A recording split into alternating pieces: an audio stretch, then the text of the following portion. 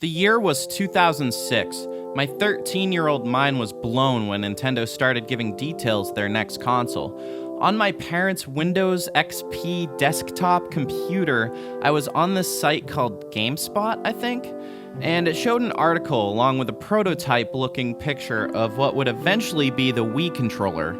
When I saw this controller, my immediate reaction was outrage. I begged my mom to write Nintendo a letter, which obviously didn't happen. I started to open up to the idea of this TV remote-looking thing when the nunchuck attachment was shown off. My main issue with it at first was just the lack of a control stick. How was I going to move my character around in a 3D space? When it was shown how this controller would be used, I got excited, but I was also skeptical. Any examples I had seen in the past of motion anything being used fell flat on its face. Nevertheless, I was anxious and excited. Then, I saw this trailer.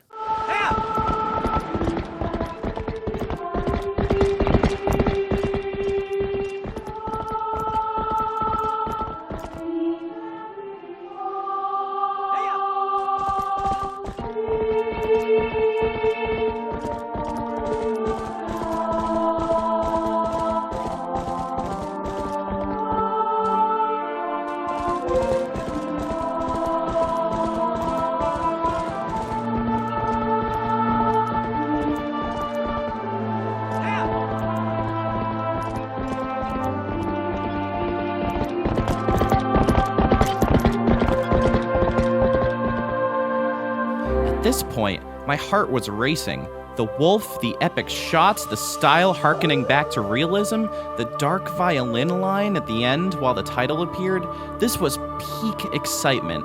Once I saw this trailer, I knew I had to get my hands on a Nintendo Wii. So after it came out, we'd pretty much hit up every store we could think of, GameStop, Walmart, Target, etc. And it was literally going for $1,000 on eBay. And it got to a point where we just didn't think we were gonna get one. And then my auntie and uncle got it for me. From there, my life became the Wii, and more specifically Twilight Princess. Every day I came home from school, I'd power on this game, and my average playtime could range anywhere from 6 to 13 hours. And man, I gotta tell you, if there's one game designed to endure an unhealthy amount of playtime, it's Twilight Princess. This game had more unlockables, more dungeons, a bigger map, and most of anything they had put in any Zelda game up to this point. It was Ocarina of Time on steroids. There were so many heart pieces that they raised the number of required heart pieces to create a new heart container from 4 to 5. Man, I really envy the amount of free time I had as a kid. And seeing what my younger siblings have to go through at school, it seems very seldom that the kind of free time that I had as a kid even exists in their world. I think there's something important about defining who you are in allowing kids to spend free time just to figure out what they like to do, you know? Okay, so I'm gonna let you in on a little secret. Before this review, I only played through Legend of Zelda Twilight Princess beginning to end once. How could it be? How could the game I've probably spent more time on than any other up to that point also be on the list of least replayed? Sometime shortly after I had beaten Twilight Princess, I began to get into the various glitches that were discovered in Zelda games. The infinite sword glitch in Ocarina of Time was a popular one. This opened me up to a whole new world of different ways to play video games beyond the bounds of what was intended. And Twilight Princess has some pretty strict bounds. So when someone found a way to essentially jumble the whole sequence of events by restarting, and then you're playing on the title screen, what? I didn't think it was real. So I tried it. I made one crucial mistake though, and that was saving this file over my original playthrough. 72 hours of gameplay washed completely down the drain. I tried to play through again, but my motivation was shot. I only got partway through the Fire Temple, and from there, I could do the back in time glitch again and experiment more. By this point, my hobbies began to change a little, and as I got older, life got busy. That magical window where free time vastly outweighed busy time was over. So recently, I started another playthrough. Not sure why, just by happenstance really. I felt like playing the game, so I started over. I really want to commit to playing through this game all the way through and seeing how playing it as an adult with a much higher awareness of why I like or don't like something affects my enjoyment of this game.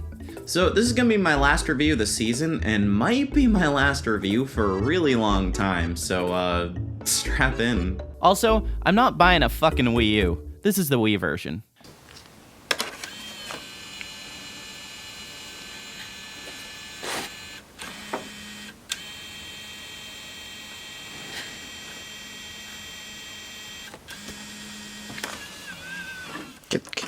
Get in there.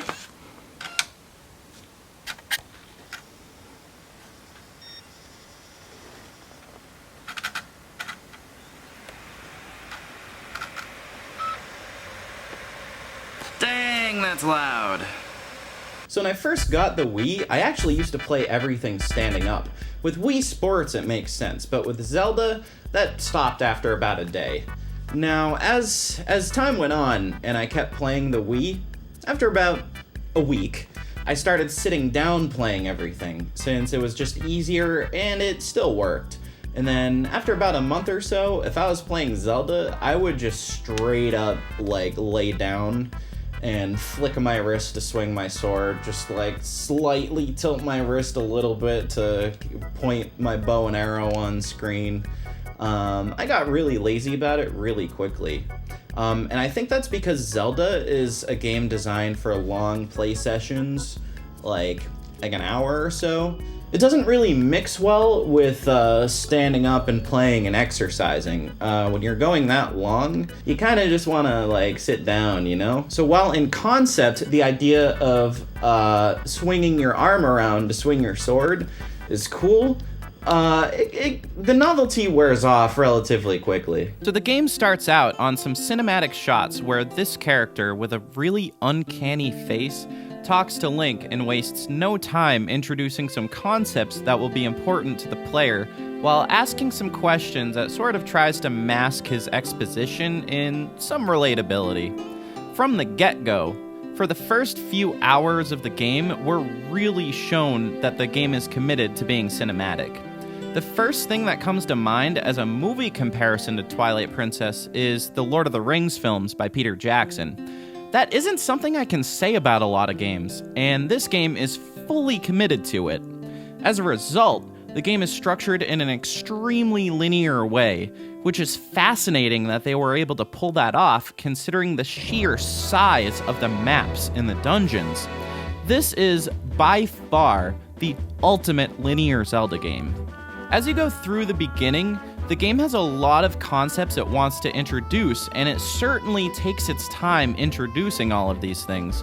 There may be a lot of these tutorial sections, and it may be a bit of a slow burn, but they find ways to hold your attention and continue pushing the story and committing to the feeling of being large and cinematic. You get introduced to items and how you use them one at a time.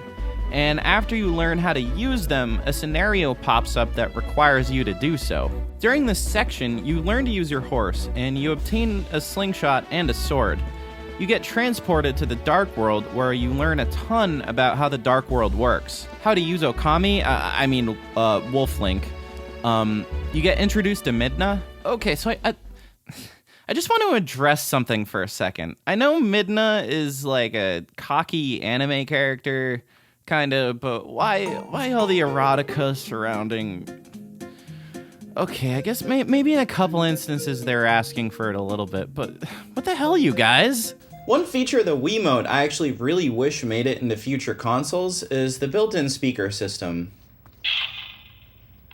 even if it is a bit jank sometimes. Before you enter the Forest Temple, you're introduced to a new concept, special moves that you will learn as the game goes on, and I gotta be honest, some of these moves are so satisfying. The finishing blow, for example. They expanded upon something introduced in Wind Waker, and I think they did so in a positive way. The Forest Temple is a classic Zelda-style dungeon through and through. The main concept pushing you through this dungeon is that there are monkeys that need to be rescued. As you get more of them, they return the favor by allowing you to swing from them. You pass some blocked areas on the way to reaching keys. Then you gotta remember where that locked door was. You're also introduced to a concept that some areas are only passable with the help of wind, and some are set up so that the natural wind won't allow you to progress. Eventually, you get the wind boomerang and can use it for some of these obstacles. The classic item allows you to progress further. This dungeon also introduces a way that the game allows you to warp to the beginning, similar to the warp in Ocarina, which is like a cool, shiny-looking ball. You meet a sentient being who... Whoa, what the fuck? Some of the characters in this game are uncanny, but this mutant bird-human thing is pure nightmare fuel, an abomination to the eyes. Even Link looks a little disgusted by this guy. Anyway, you beat a mini-boss to get the wind boomerang, and from here the map opens up a little bit. You pretty much go around using the boomerang to activate switches and put out lamps that you couldn't do anything about before. And from here, it's just a game of finding the monkeys and swinging on the rope to go fight the boss. The first part is piss easy. The second part ups the ante when the mini-boss from before, who is no longer possessed by this spider thing, swings to the rescue and provides you some bombs. It ups the challenge by giving you a moving target.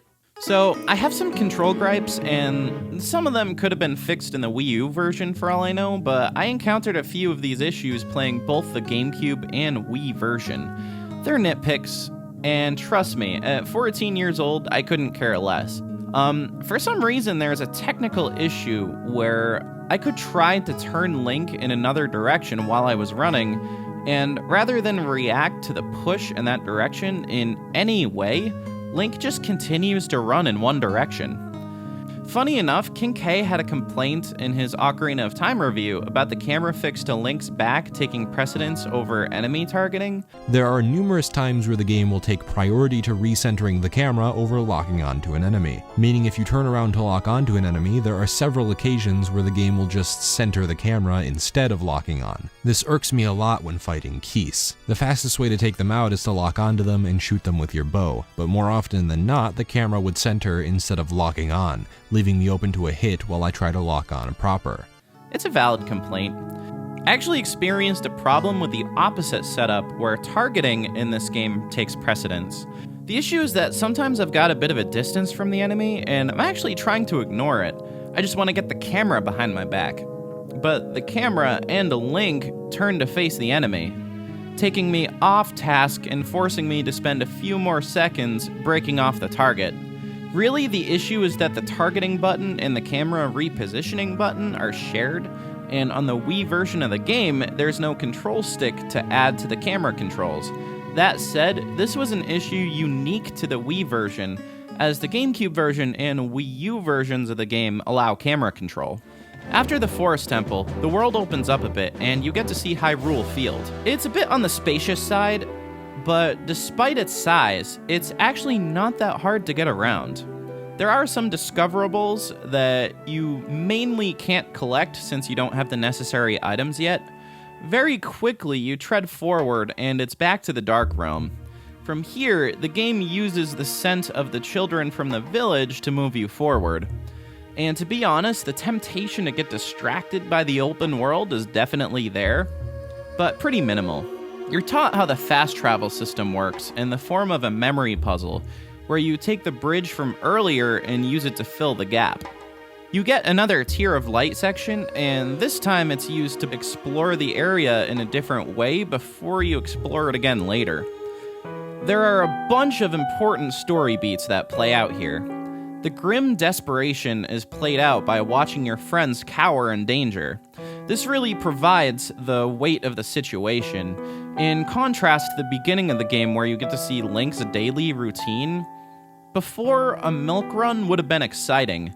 Now, you've ventured far out to rescue the people that you care about. This Goron knocks you way on your ass and you can't progress. You get a short segment where your horse has gone rabid and you need to calm him down, and then ride the horse across Hyrule Field.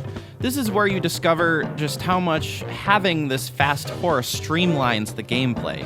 You get back home and do some sumo wrestling, have a nice little gimmick to show off the motion controls. After this, you get the Iron Boots, and this item is pretty great because it serves multiple purposes. We'll get back to that. You get back to Kakariko Village, and there's a great cinematic moment where Colin jumps in the way of danger to save Ilia. The motivation to go save him after the fact is much greater since he just stuck his neck out for her. Now we get to see the swordplay on horse mechanics in action, improving upon Ocarina of Time where you just get a bow. The finish is super satisfying, and this shot? Fuck yes. I would consider Death Mountain in Twilight Princess as a logical improvement over Death Mountain in Ocarina of Time. The Iron Boots ground you while you yeet these Gorons down while you tread your way up the mountain. You also get to use these Gorons to launch you up to higher ledges. The Goron Mine's aesthetic is that of lava and factory materials. Your Iron Boots get the brunt of usage in this dungeon, being used to press switches with more weight, sink you below the water, and something advertised at E3, magnetize you to walls and ceilings. This part actually gets criticized a lot for how it slows down the pace. I think this is a valid criticism. For the most part, it isn't too bad, but there's this one ceiling in particular where it really brings things to a halt. Oh my god, hurry up, hurry up! There's this one part where I think this slower mechanic is actually taken advantage of in a clever way, and it totally got me. You have to use the bow hanging upside down, but there's a slug in your way. In most instances, you can walk right past them, but here, you're kind of forced to confront it with how slow you have to move. With a little thinking, you can strike it from the ground, but I didn't think to do that until after I was knocked down, so good job, Nintendo. If this kind of thing appeared more often, I think the slow pace would have been justified as a challenge. Instead, it's just kind of a nuisance.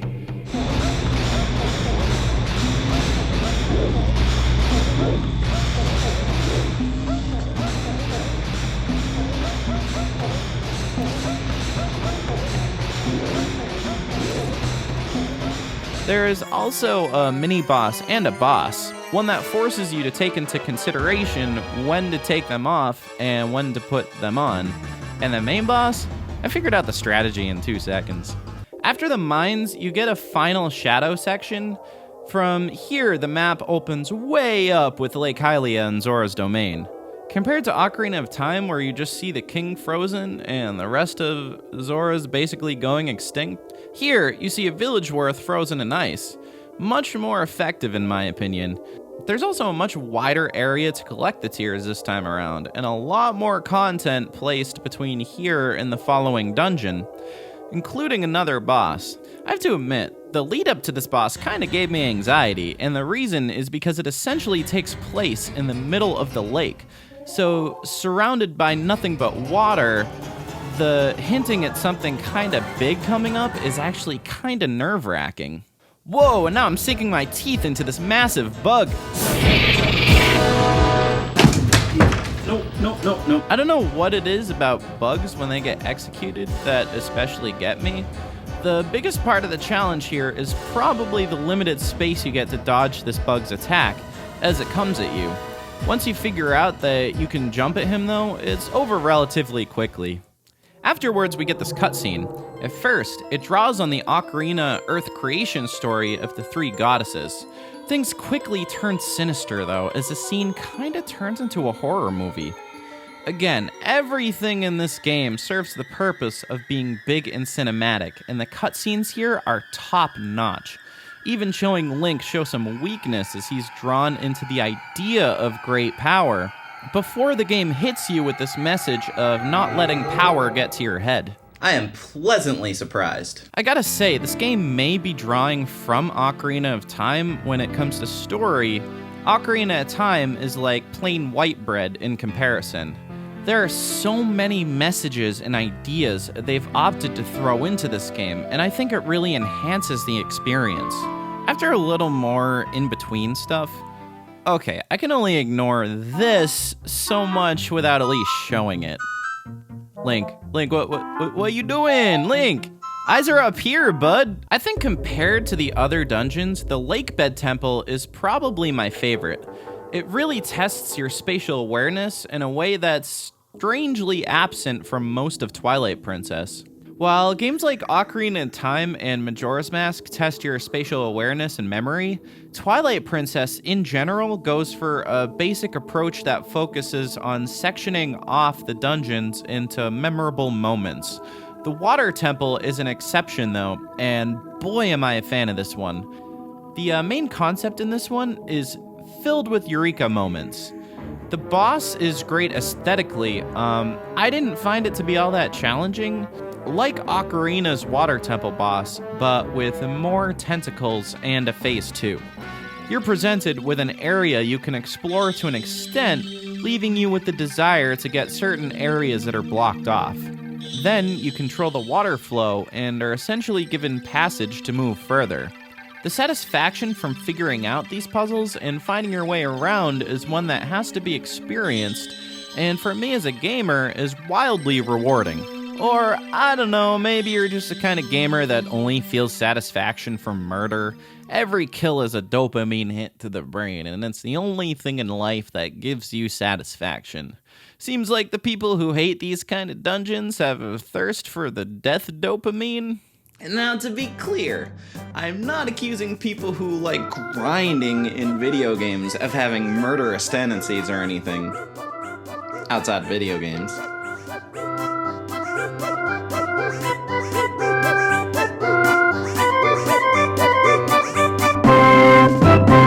But this is why I can't get into Kingdom Hearts. Seriously, all you do is fight. Did my subscriber count just disappear? Why am I bashing a classic story-driven game in a review of a Zelda game? A series that has almost never been known for great stories, though I'd be one to disagree. And that gives me a clear segue out of this dangerous territory and into the point I want to make for the content that comes between Lake Bed and the desert place. This story is fucking fantastic, and on multiple levels. It's not just that it has a good story in its cutscenes. This game takes full advantage of the medium to immerse you in the story.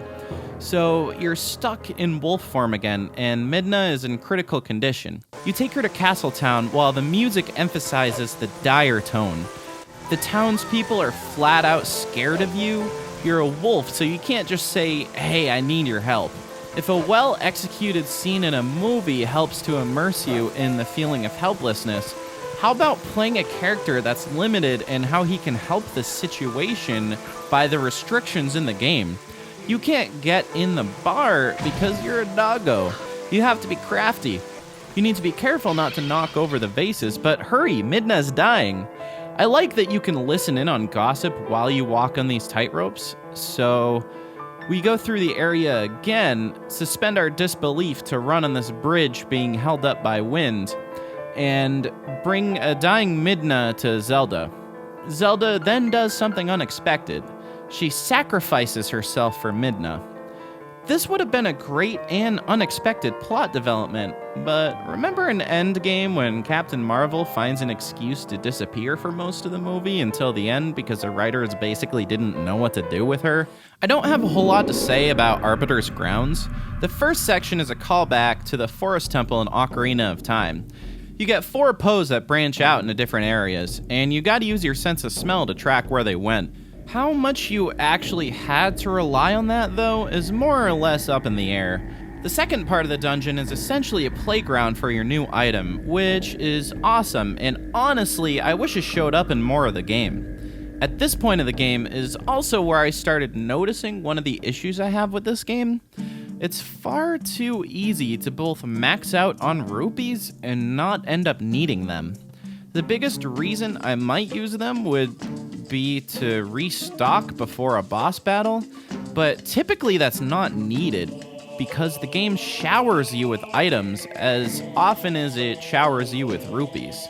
They're generous enough to put the rupees back if your wallet is too full to support them. Let's be honest though, once I'm done with the Goron mines, I'm just not going back there.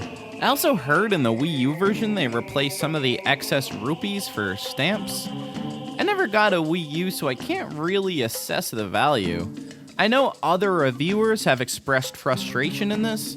I'm certainly not saying that's invalid. From playing the Wii version of the game instead, though, I can express some appreciation for them at least attempting to address the issue with an overabundance of rupees.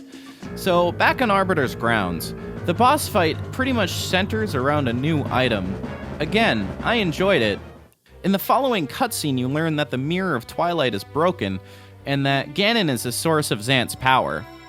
While I do think Ganon is growing tired as a character, I didn't quite feel that way yet when this game came out, and I'll at least give them that he's a total badass in this game. From this point on, there seems to be a little bit less story driving the game forward, as the in-between points start to turn into a game of go here and do this, while the world is open enough at this point to thoroughly explore for collecting and side questing. This brings up another problem I have with the game though, and no, it's not that Hyrule is barren or whatever, because between the forest, Lake Hylia, the village areas, the desert, Snow Peak, etc., there may be more space separating points of interest, which really the horse and wolf link make plenty easy to get through. Not to mention there's an easy teleport system by this point because you're given the ability to switch between Wolf Link and regular Link.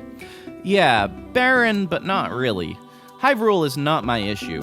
I just feel the collecting and the rewards for doing so are really uneven. You catch one bug, so you get a wallet of 600 rupees? What? But then you need 20 post souls for a piece of a heart. I do think the rupee armor is a great reward, but mainly because the need of rupees is somewhat minimal to begin with. So after some fishing with light traversal, you get to the game's 5th dungeon, the Yeti House. They decided to do something a little different and intertwine a story into the dungeon itself. I know some aspects are slow, like block pushing for example, but I still actually really enjoyed this one. I think the biggest reason is actually something a lot of people complain about. The wife of the big guy points you toward chests that end up not having what you need, but instead add ingredients to this fucking gross looking soup that the big Yeti is making for his sick waifu. You come back to her for new directions and have to figure out how to get there. I know for people who've played this like a billion times, this is probably just a straightforward path, but this actually being my second full playthrough ever with my first in over 10 years, I was actually forced to think about some of the situations and use memory to remember where some things were in order to use cannons and such that were separated by distance to get me to the next part. You destroy this armored mini-boss and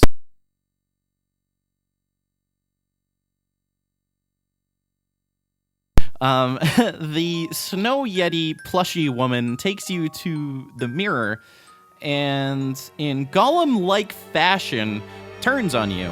The ensuing battle starts with a callback to Puppet Ganon, before subsequently giving you a few more satisfying hits from that ball and chain after you defeat her. You get a really cheeky but sweet ending.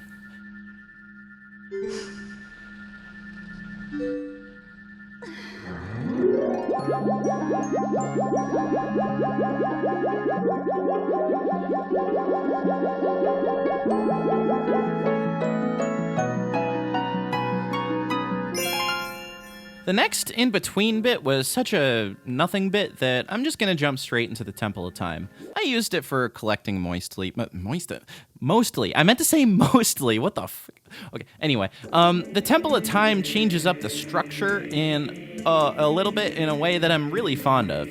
You start exploring your way upward to the statue you search for to complete the pair. The dungeon's item gives you the ability to take control of the statue, bringing back an ability that debuted in Wind Waker with a bit of a new spin. Then you back-travel the dungeon with this guy, with the added challenge of figuring out how to get him through the backwards traversal. I think this is cool from a design perspective because they had to consider how things would work out both ways. It's pretty cool to me. The boss, on the other hand, I found really unimpressive. Just a personal opinion. This would have been a better boss for me for some point earlier in the game with how easy it is. I understand since it's already a callback to Ocarina of Time, putting the big spider at the beginning again may have been a little too much. I like the twist when the eyeball is still alive, but it's sort of a one-hit kill, you know?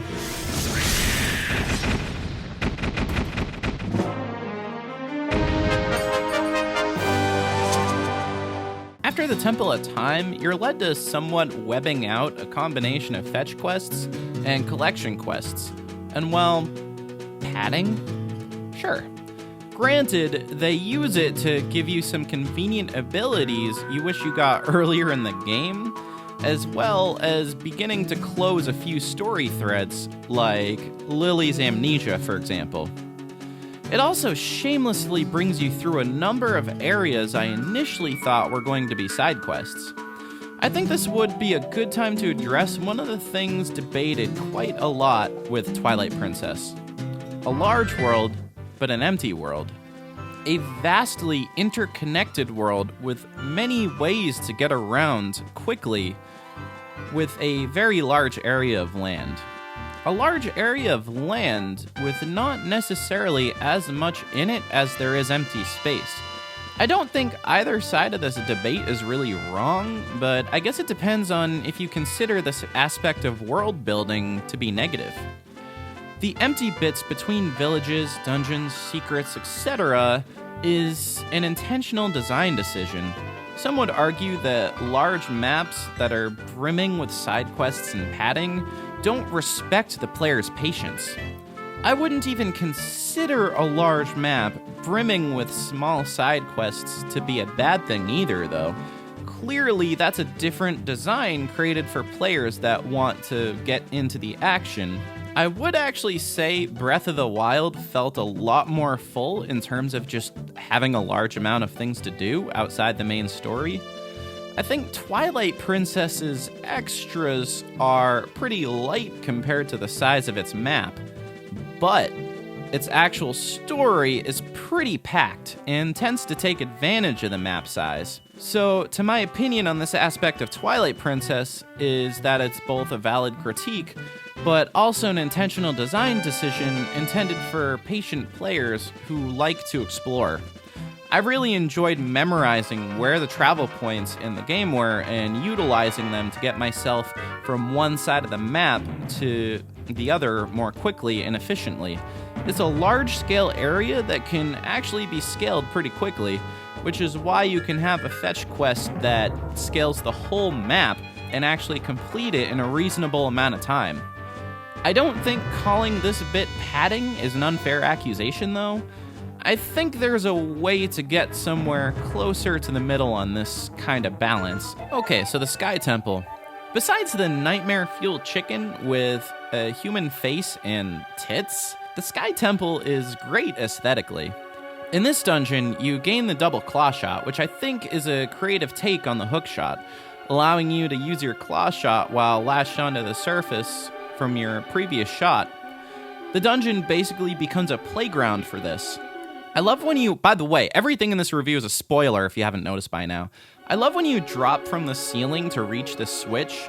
It honestly is a great aha moment for me. You fight this dragon, which isn't necessarily hard, but has a few fun cinematic moments.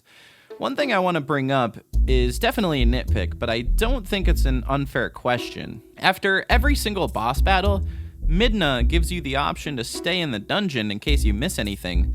However, the door to go back through the dungeon is sealed, and they don't hide secrets in the boss battle room.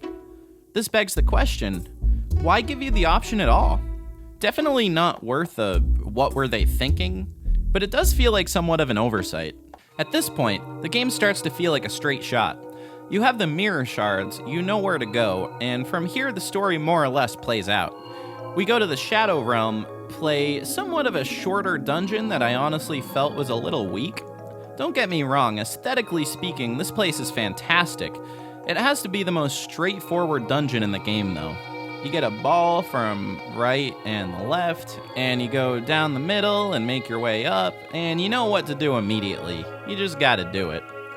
It's not like a messy, glitchy, horrible disaster by any means. It's just uncharacteristically weak considering what else is in the game. And by the way, I'm still in my shadow form because I'm embarrassed for them to see me like this, but still in regular form on the wolf? Wait, did they just make an in-game story-based excuse so they didn't have to change one of the two designs on Midna? Honestly, I wouldn't have noticed if they didn't say, by the way, you might notice this is weird. Here's why we're doing this though. It may be a weak dungeon, but I think the boss battle at the end immediately makes up for it. The battle with Zant cycles through some earlier battles in the game, essentially making you think of how to rework the strategy from those original bosses and use it on Zant. I love when he hops around on one foot, and he swims in desperation. There's some great character moments in here. The climax when Midna pops him like a balloon and then reacts in shock as that was a fraction of the power she had on hand is just mwah. I don't know what the hell this garbage was, but this is a great character moment. So really quick, I want to talk about some of the side content. This game does have its fair share of collectibles. My favorite are the Poes. I just find it satisfying to rip their hearts out. Seriously, all you do is fight, fight, fight, fight, fight. I just find it satisfying to rip their hearts out. They're kind of like Skulltulas in Ocarina of Time. You also collect bugs, you can catch fish, you got your usuals like heart pieces for example. You do have some side quests. You got the spring water thing with a donation bin that ultimately leads you to some neat, interesting armor. You get the Cave of Ordeals, which I think is the strongest side bit, and there's some hidden mini-games throughout. This is it. It's storming the castle. It's the home stretch. It's the final countdown. It's time to go stick the sword in Ganondorf. It may be shorter, but that doesn't mean that the game doesn't make use out of the space. You end up having to use an array of your items to solve a good chunk of puzzles they throw at you. There's definitely some brain teasing here. Also, any excuse to use this spinny thing is a good excuse in my opinion. Outside the castle is this awesome story beat. After you defeat the Moblin, he says that he only fights for the strongest side and proceeds to quit the fight against you, suggesting that he no longer believes that Ganondorf is the strongest. In a great show of respect, he rides off. You progress further in the temple, and right before you make the climb upwards, you get one more nice "we've got your back" moment from all the soldiers that were previously too cowardly to help you out earlier.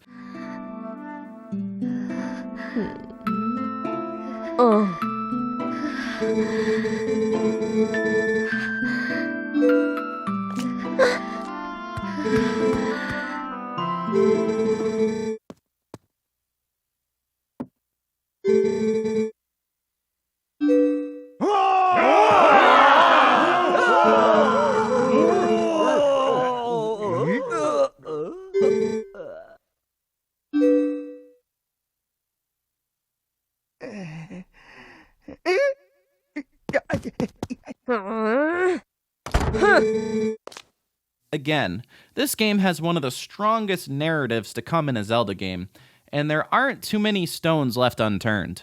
So in the true fashion of a game trying to give its all, the Ganon fight comes in 4 phases. The first fight comes against a possessed Zelda with energy tennis. Okay, can we talk about this? I know it's a recycled idea, but why do we roll our eyes on this? It's a test of timing. There are plenty of ideas reused and passed on to games. I don't think energy tennis is the 4-chord song of video games. I really just don't. Like, yeah, it's overdone a bit, but it's not a worthy enough sin for your massive groan. Oh, energy tennis. Never saw that before. Dude, you're talking about a game that has been recreating a forest, fire, and water area for decades. Nintendo loves nostalgia. It's a callback to Ganon. I love when people groan at Ocarina of Time using this, by the way, since it wasn't even an overdone thing when that game came out. Legit, give me a break. I don't think Nintendo execs were like, oh crap, we need to think of more filler content to air this out and make this boss battle bigger, so let's just do energy tennis. Yeah, that'll be easy. Honestly, I don't think Twilight Princess is a lazy filler kind of game. Anyway, you start with energy tennis against Demon Zelda. By the way, I like the smooth little move that Midna does here. It's a nice touch. And then you get a giant literal boar Ganon. It's appropriate since his original form was a pig. It comes in multiple phases, and it's not hard, but it's enjoyable. After this is done, Midna kicks us out and goes to fight Ganon herself. I honestly thought for a second that we were about to play as Midna. That would have been absolutely stellar. What we find is that Midna lost, and Ganon essentially crushes her helmet. You have to admit, this is a great motivating blow to make you want to kill Ganon that much more. The final battle is actually pretty challenging, with a tall, menacing Ganon looming over you. Mano, mano. Is decently challenging as long as you don't pull out your fishing rod to distract him.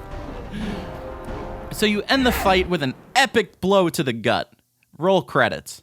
Midna is alive. She hints at a romantic connection between her and Link, and a pure Doctor Who fashion breaks the connection between the light and dark world as she returns to the dark world. Oh, my heart. Honestly, what a fantastic game. I do wish Zelda was in the game more, and I think the larger world could have used some more collectibles, but honestly, this is the ultimate linear Zelda game. And the large overworld was practically built around the massive story this game had to tell. If you're a fan of The Legend of Zelda, this game is a must-play. With that, it's been a long review. I'm hungry. So I'm gonna go eat, and you should go play Twilight Princess. See you around.